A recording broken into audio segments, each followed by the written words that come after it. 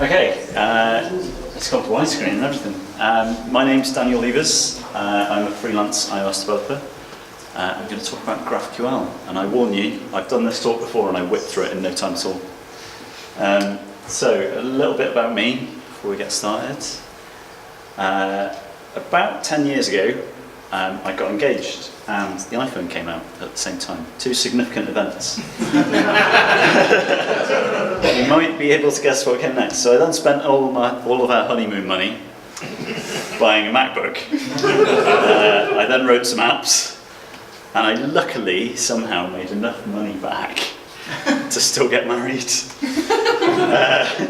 And since then, I've been doing this ever since, really. So I've been lucky enough to work on a list of amazing clients, and now help run this Meetup group, which is great. So if anyone fancies talking, please do come say. So this talk in particular is going to be about GraphQL. So we're going to cover what it is, what you use it for, what potential pitfalls you might face. So firstly, what is it? So it was developed at Facebook in something like 2014, and then they later open sourced it for anyone to use. And it's a specification, not necessarily an implementation. So that means there could be many implementations, all following the same specification. And it's a query language, so a lot like SQL or something like that, you can query things.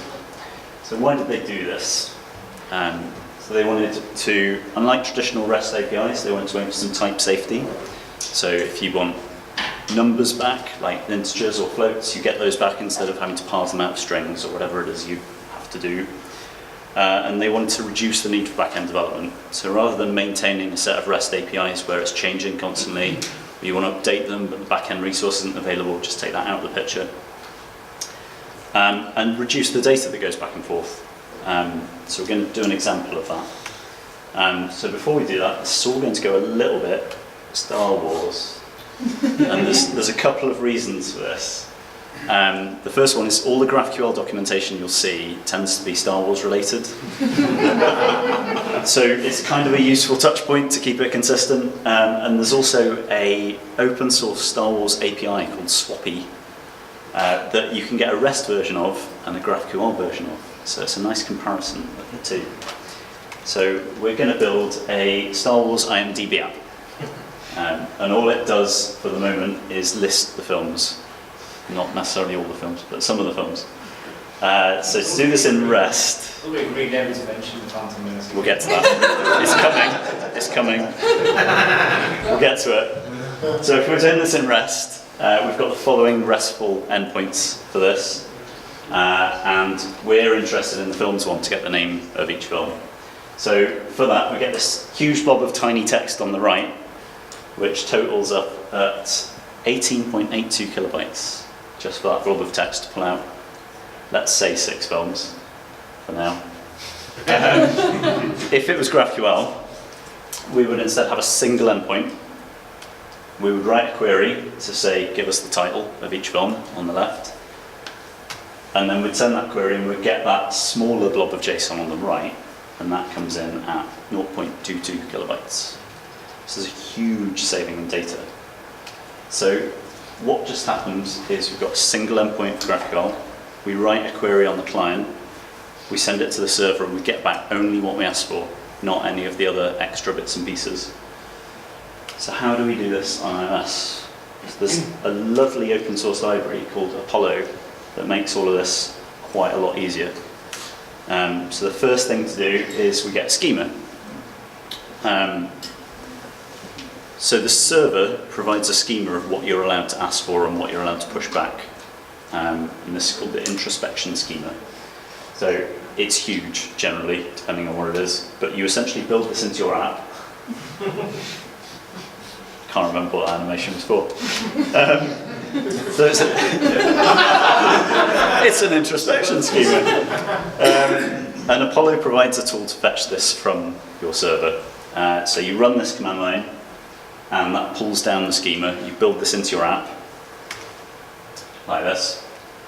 And then when you compile it with some queries, it gives you a project with an API.swift, and that contains all of the model objects in Swift. from your server and the queries you need to interact with it. So the query we'd put in before is this thing here.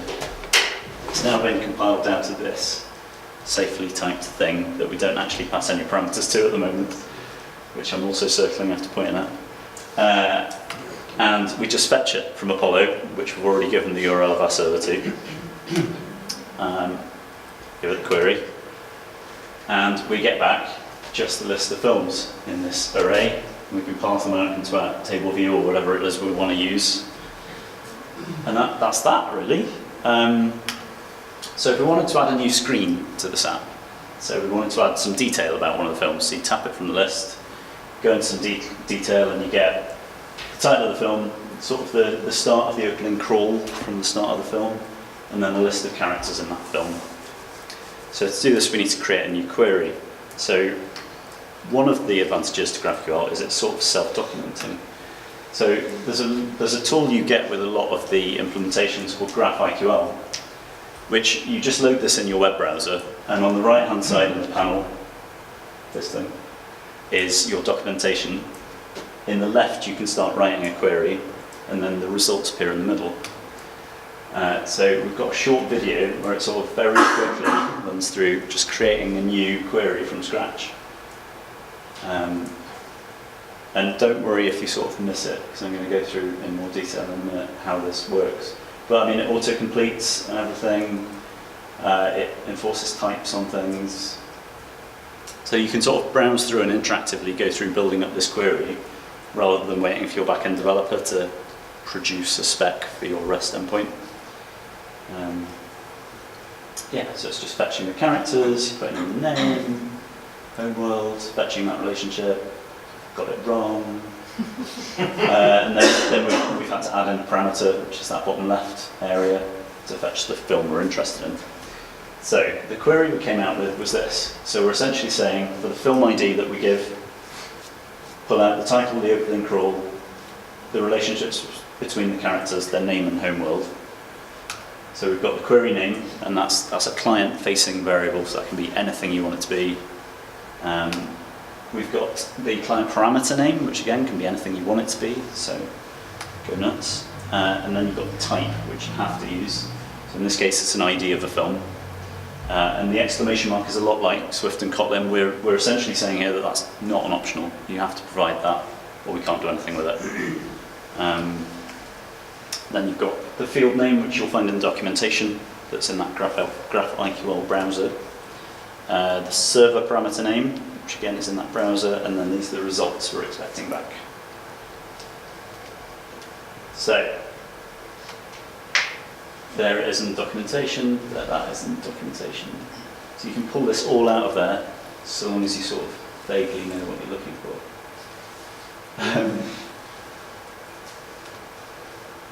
And that gives you it in action. So we're essentially doing the same as we did before.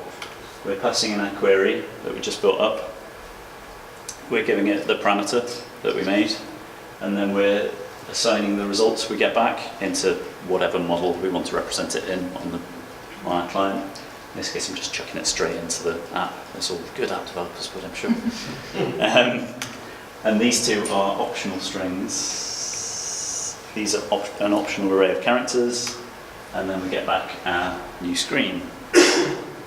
So, the REST alternative to this, we've got our app on the left, our server on the right. We request the third film. We then request the people in that response. So the request for the third film gives us back a list of IDs of characters that appear in that film. So for every single one of those, we've got to iterate and call another REST request for each of those. So that's 20 more requests. For each of the homeworlds we want, we've got an ID for each of those, so that's another 20 requests. So we're doing 41 requests to populate that page if we use REST. It's a pretty contrived example, I will admit that. But there is some of this savings that might occur in the real world. But a bad API design can be done in anything. You could do a bad GraphQL API design, I'm sure. So the next thing, let's say there's a new product manager on the team called Tim Bisley. And he decides he doesn't like that the prequels are listed in the film. He wants to be able to delete them out of it because some things just aren't meant to be. So we just want to get rid of those. So we need to be able to mutate data. So GraphQL lets you create mutations as well to change the data on the server. So essentially we've created a mutation to delete a film. So we pass in a film ID and that just tells the server to delete that film. So then that lets us reduce it down to just 3 films. And everything is right in the world again. In this highly contrived example, this mutation doesn't actually exist in the GraphQL server that I'm using here. So what we've covered so far is how to set up an app with Apollo, how to use GraphQL to create a new query or a new mutation, how to actually apply that mutation or query and get results and display them. There are some potential pitfalls. It's not all roses in the world of GraphQL. So the first one is this lovely query we had from before. You pass in an ID with a film detail, and you'd think, that's easy. We get this ID, that's that, right? It's not that. For some reason, no, it's not that ID. So GraphQL takes the type of an object and the ID, munges them together with a colon in the middle, and then base 64s it and says, right, that's our unique ID for that thing, but you can't use it in mutations and queries for some reason. So you have to decode that thing or get your back-end developer to also pass that parameter back as an ID without the type munged in and use that as your parameter. And I've just explained this whole slide when there's all this stuff. But so you've got this colon and the ID. Eventually you just get one instead. So the next potential pitfall is subscriptions. Subscriptions sound lovely.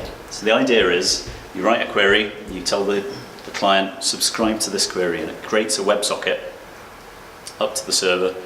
And whenever any data in that query changes, it gets the new changes pulled down automatically. Lovely. Doesn't exist on most servers. Most of them just don't do it. So there's a few that do, but we sort of found it out by implementing it, and then it just didn't work. So that's a bit of a shame.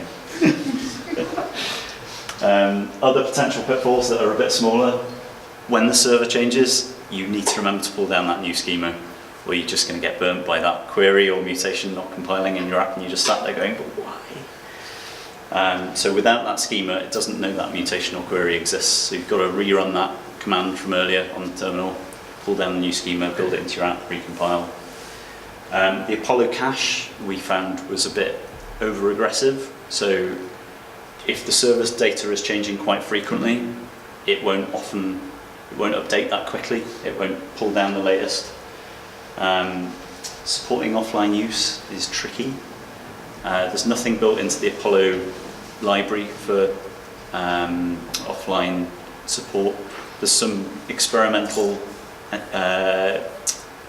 SQLite stuff, but it's very experimental. So we essentially ended up with a second set of model objects to represent everything, but we shoved it away in Realm and hoped it was fine. It got really complicated. But Realm has descriptions, doesn't it? You could just use that. Yeah, but we're not running a Realm server. We're running a GraphQL server. Could have just used Realm the whole time. But we can't go back to that, it's fine.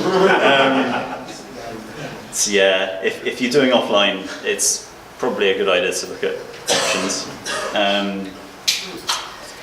We haven't quite figured out how to handle different schemas for different server environments. So if you've got a sort of development or staging environment, you've got production environment, they might have different schemas. And obviously these get compiled into an API.swift file. So supporting both in one project is something we've not really managed to do yet. We've also had issues where we've tried to keep all of our GraphQL stuff in a shared library in a CocoaPod, and you essentially have to remember to compile that CocoaPod as a project to generate the API.swift to check in. Otherwise, you're not going to have those latest changes pulled into your main project. And it's only as flexible as your schema. So, I mean, in some of the things earlier, you saw a big chain of optional model objects. If that's the way the data model on the server is written, that's what you're going to get in your code.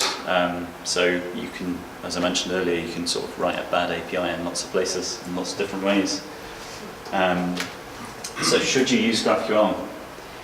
There's a lot of nice things. So the type safety is lovely. The self-documentation nature is really nice. Being able to create your own queries and mutations without so much interaction from back-end developers is really nice. The reduced data load is brilliant. But the implementations are still changing. So it's sort of maybe. Depends what you're doing. If you're doing offline, I probably wouldn't recommend it. So there's some further reading. So all the code from this is on GitHub. The Star Wars API is swappy.co.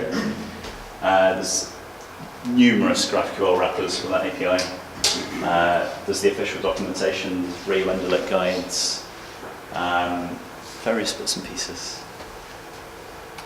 Any questions?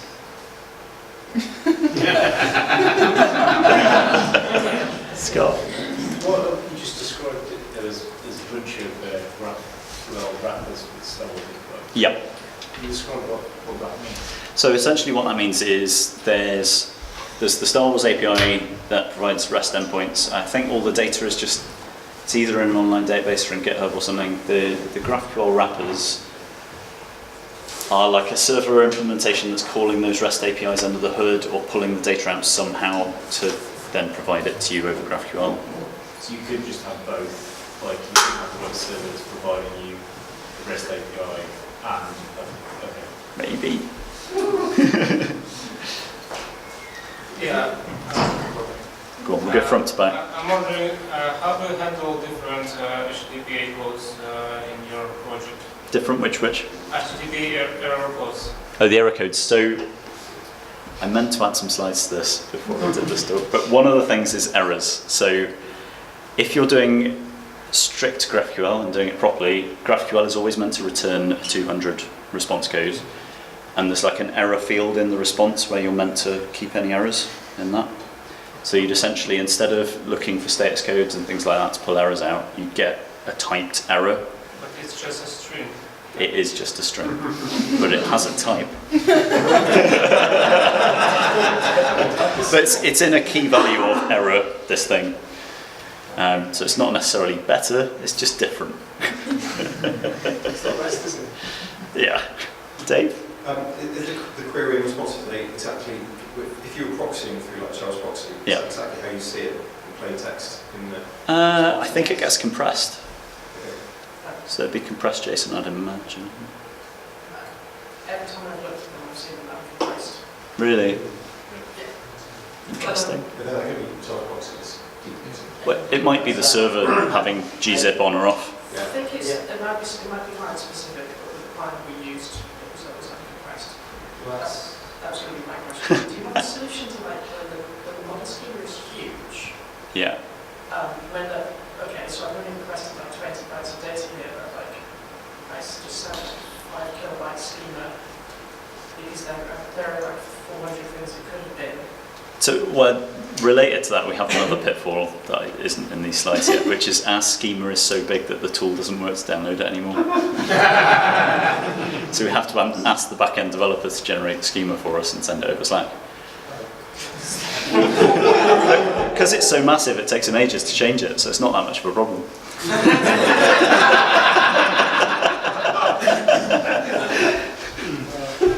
So we have got pagination support in some of our queries as well. Weirdly. scary. Yeah. Because it can get too big on the queries depending on what you're querying. So what was, you talked a lot about the client accessing, but what was the backend, like hosting? So the one we used for the project we've been working on is called, it's, what's it on now? It's on Django, I think it's called Graphene, but there's loads of implementations, so there's like Node, there's Python, there's all sorts. But they're meant to all follow that same spec. It's just that things like subscriptions are newer features that aren't in all of them because of versions of specifications and things like that. So you guys just hosted that yourself on some... That's the bit I'm not too familiar with, but yeah.